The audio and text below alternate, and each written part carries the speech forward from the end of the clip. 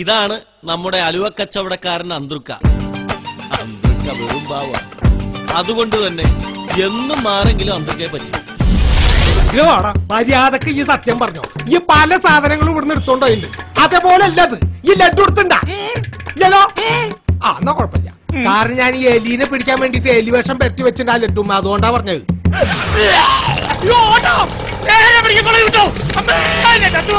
എലീനെ മാത്രല്ലടാ, അന്നെ പോലുള്ള പെരിച്ചാടികൾ വരെ പിടിക്കാനുള്ള കഴിവൊക്കെണ്ടെന്ന് എനിക്ക് മനസ്സിലായില്ലേ? നമുക്കേ വെച്ചാലുകള് ഇനി പിടക്കാണ്ട് അന്റെ മുട്ടുകാരി ഞാൻ തല്ലി മുറിക്കും. നമുക്കേ എക്സ്ക്യൂസ് മീ, ഇക്കാക്ക് അങ്ങോട്ട് മനസ്സിലായില്ലെന്ന് തോന്നുന്നു. എന്നെ പെട്ടെന്ന് അങ്ങോട്ട് എനിക്ക് തോന്നി മനസ്സിലായില്ലെന്ന്.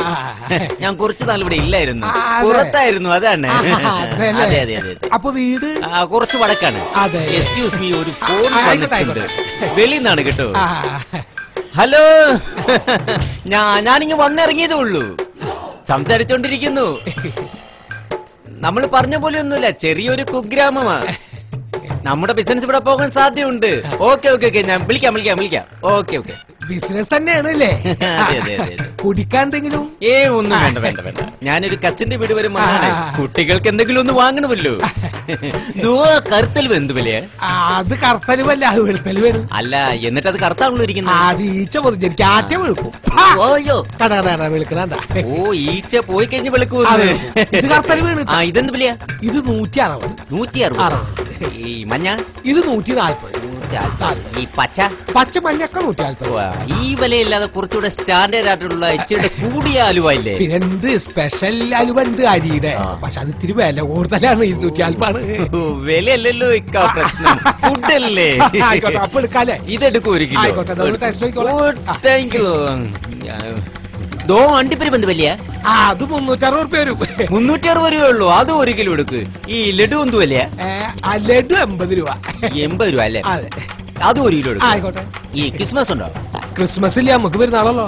ക്രിസ്മസ് അല്ല, ഉണക്കമുതിരി. ക്രിസ്മസ് ഉണക്കമുതിരി ഉണ്ടോ? പിന്നെ അത് 1 കിലോ എടുക്കും. ഓ, പിന്നെ നീ വേറെ എന്തെങ്കിലും? മതി. പിള്ളേർക്കല്ലേ, അത് മതി. അപ്പൊ എല്ലാം കൂടി എത്രയായി? എല്ലാം കൂടി അലുവ 1 കിലോ, ലഡു 1 കിലോ, അണ്ടിപ്പരിപ്പ് 1 കിലോ, പിന്നെ ക്രിസ്മസ് 1 കിലോ. 360 പിന്നെ 550. അപ്പൊ പാക്ക് ചെയ്യാല്ലേ? പാക്ക് ചെയ്യാൻ പറട്ടെ.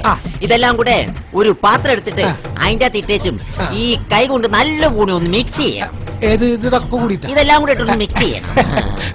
ഒരു പുതിയൊരു ഐഡിയ ആണല്ലോ. പുതുമ തേടുന്നവരാണല്ലോ നമ്മൾ മലയാളികള്.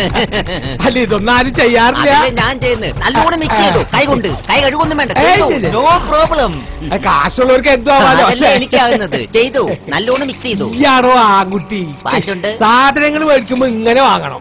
നല്ലോണം അങ്ങ് മിക്സ് ചെയ്യും. പിന്നെ ഇതൊക്കെ ഇതിനേക്കാളും കൊണ്ട് പോയിക്കാന്നേ. ഒറ്റ അണ്ടിപ്പരിപ്പ് മിസ്സാകരുത്. എല്ലാം എല്ലതും ഉണ്ട്.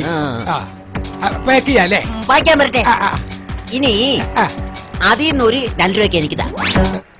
എന്താ പറഞ്ഞു? ആ മിക്സ് ചെയ്തില്ലേ, അതിൽ നിന്ന് ഒരു 2 രൂപയ്ക്കിതാ. അതിൽ നിന്ന് ഒരു 2 രൂപയ്ക്ക് ഇങ്ങ് തരാൻ. 2 രൂപയ്ക്ക് എടുക്കരുത്, എന്റെ കാശില്ല. ഞാൻ തന്നെ വാങ്ങിച്ചു. നല്ല സംഭവങ്ങളാ, നല്ല വിലയുടെയൊക്കെയാ. 2 രൂപയ്ക്ക് അതിൽ തന്നാ മതി. 2 രൂപയ്ക്ക് ഇത്ര വില പിടിപ്പുള്ള സാധനങ്ങളൊക്കെ മേടിച്ച് അതിനെ കൊണ്ട് കൂട്ടി കുഴപ്പിച്ചിട്ട് അതിന് 2 രൂപയ്ക്കാ. 2 രൂപയ്ക്ക് അന്നെ ഞാൻ കൊല്ലുറത് വെച്ചാലേ.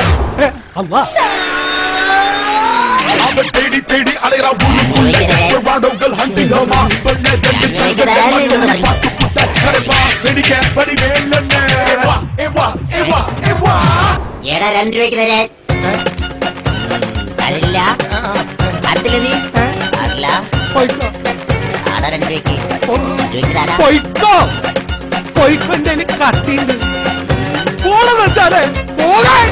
എന്നാ വേണ്ട. ഇനിയിപ്പം ഇറച്ചിക്കട. അവിടെ ആകുമ്പം കോഴി, ആടും, പോത്തും, കാളയും എല്ലാം കൂടെ നല്ല പോണം അങ്ങ് മിക്സ് ചെയ്തിട്ട് 1 രൂപയ്ക്ക് വാങ്ങിച്ചോണ്ട് ഞാൻ എന്റെ വീട്ടിൽ.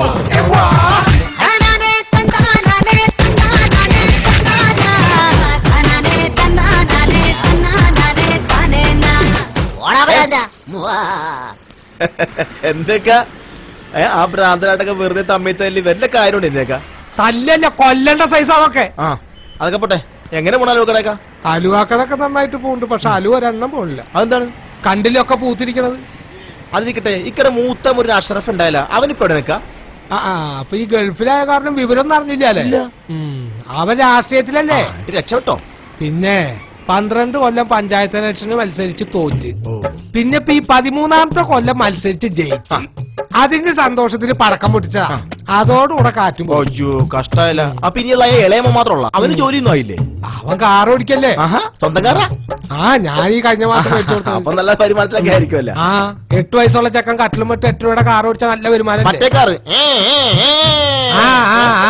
ഇങ്ങോട്ട് വന്നടാ, കടക്കൊന്ന് കാണി. എന്തായാലും കുറെ നാളായില്ലേ നമ്മുടെ കടയിലേക്ക് വന്നിട്ട് ഒരു കഷ്ണം അലുവ അങ്ങോട്ട് തിന്നേ.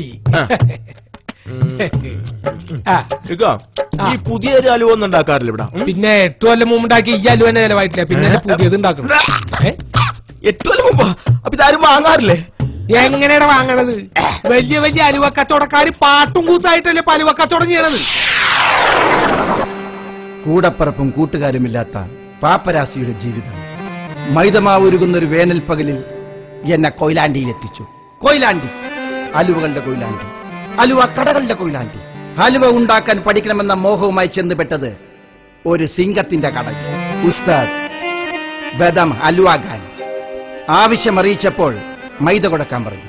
ഊരു തെണ്ടിയുടെ ഈ വൺപാക്ക് ശരീരത്തിൽ എവിടെന്നാണ് ആരോഗ്യം?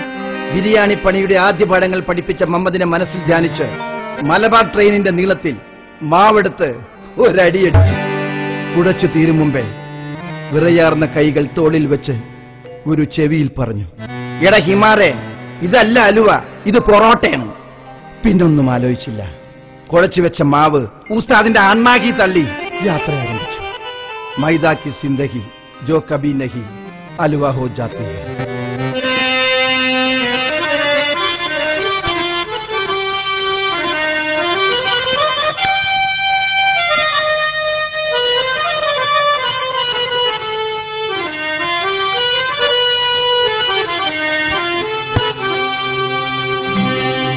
പുരാണകാലത്തെ രാജാക്കന്മാർക്കിഷ്ടം ഹൽവ.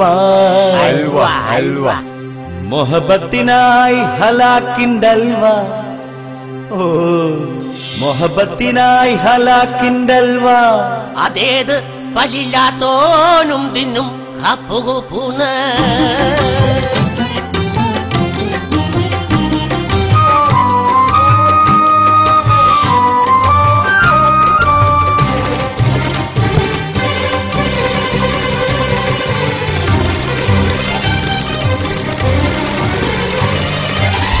പണ്ടത്തെ പോലെയല്ല ഇപ്പോഴുള്ള ഹലുവ. വെള്ളുക്കല്ലുവ, ചുമന്നല്ലുവ, പച്ച നിറത്തിൽ പുത്തൻ ഹലുവ. നല്ല മൈദ, നെയ്യ്, ഷുഗറും ചേർത്ത് ഉണ്ടാക്കുന്ന കോഴിക്കോടൻ ഹലുവ.